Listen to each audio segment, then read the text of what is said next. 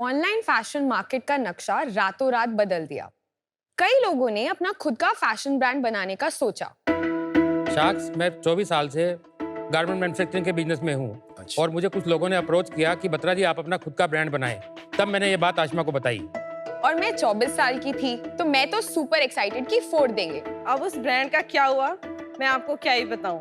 Short में बताऊं तो वो डूब गया। और उसी के साथ डूबी मेरी जवानी, मेरे अरमान और मेरे 70 लाख रुपए। डूबकर समझ आया कि फैशन ब्रांड बनाने के लिए एग्जैक्टली लगता क्या है। तो आया दुराबी। नमस्ते शाक्स, मेरा नाम है आशिमा बत्रा।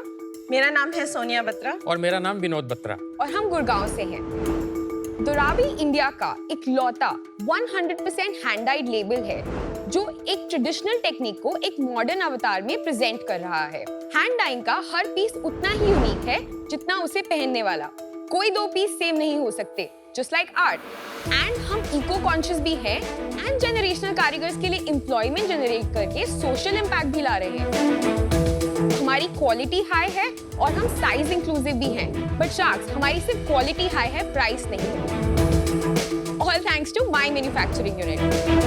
उसके बाद वर्कवेयर कैटेगरी में solid clothing and minimalist aesthetic को केटर करने के लिए हम लाए हमारा दूसरा ब्रांड आमिली। हमारा विजन है कि जब भी आप सोचे हैंडक्राफ्टेड अफोर्डेबल लग्जरी, आप सोचे दुराबी एंड आमिली। And we plan to expand across all categories. Oh, music! Finally! Fashion show.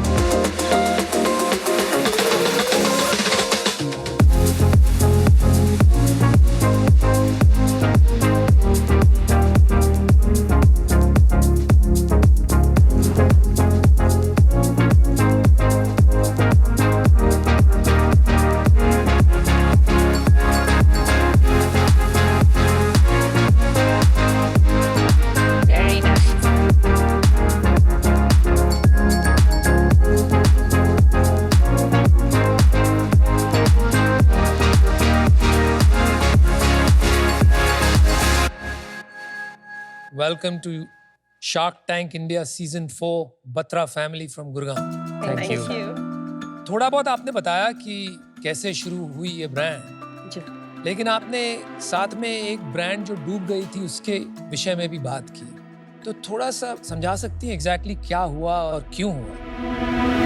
तो 2020 में कोविड से पहले some ब्रांड आर्किटेक्ट्स उन्होंने हमें अप्रोच किया कि आप अपना ब्रांड बनाओ। Brand architects? यस। मतलब वो हमारे लिए भी नया कॉन्सेप्ट था टू बी वेरी ऑनेस्ट, क्योंकि हमें भी नहीं पता था कि ऐसी कोई चीज है मार्केट में। मैन्युफैक्चरिंग का एक्सपीरियंस तो इनके पास था 24 साल से, बट मार्केटिंग और ब्रांड बनाने में क्या क्या लगता है वो ना मुझे पता था और ना ही इनको पता था। सो दे अप्रोच्ड अस कि मार्केट प्लेस पे डिमांड है, हम मिंत्रा के लिए एक ब्रांड बनाएंगे। फिर मिंत्रा पे एक पर्टिकुलर कैटेगरी में गैप है और हम उस गैप को फिल करेंगे और हमारा ये ASP रहेगा और हम इतना इन्वेंट्री बनाएंगे और हम इसको 2 साल में 100 करोड़ बड़े सपने। तो इन्वेस्टमेंट सारा आपका लगा? इन्वेस्टमेंट सारा हमारा था और ब्रांड आर्किटेक्ट्स की भी अलग फीस थी और कमीशन भी अलग से था। बहुत SKUs बनाए, बहुत इन्वेंट्री बनाया। उन्होंने तो और भी बनवाना था। वो तो डैड ने बोला कि नहीं, मैं अभी इतनी बनाऊंगा, मैं फैब्रिक लेके रख रहा हूँ, बट मैं इसमें अभी मैं और इन्वेंट्री नहीं बनाऊंगा। सीधी बात बोलूं तो हमने भरोसे पे ही काम किया था वहाँ पे। क्या हुआ? नहीं चला सर, ना अजियो पे चला ना मिंत्रा पे चला। 50% रिटर्न रेट था उस ब्रांड का। Crazy. और क्या नाम था ब्रांड का? निराया।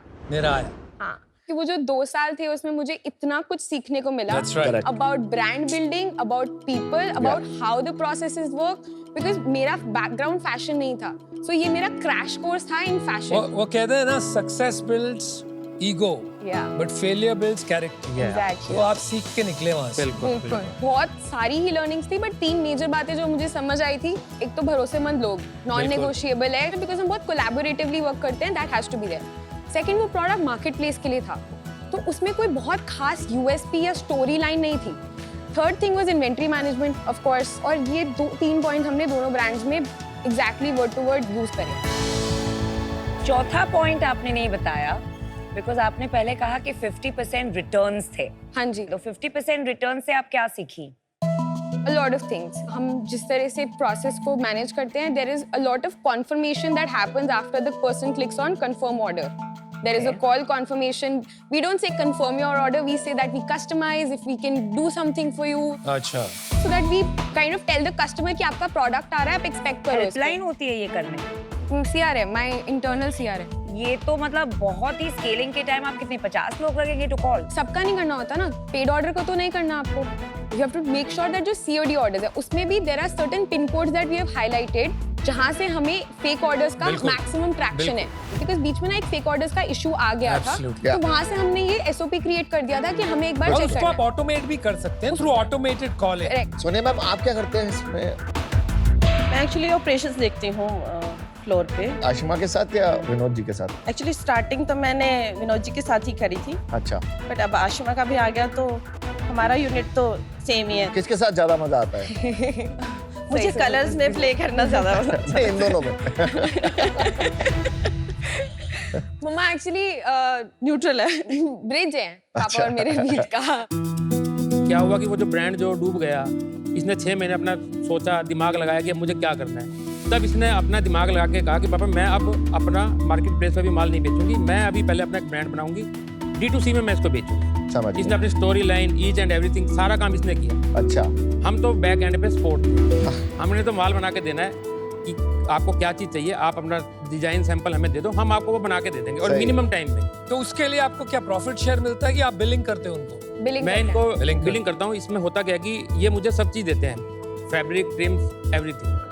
मैं इनको जो वर्क करके देता हूँ। अच्छा, समझ गया। इनकी इक्विटी है आपके कंपनी में जी, दोनों की इक्विटी है। क्या स्प्लिट क्या है? 50%, 25%, 25%।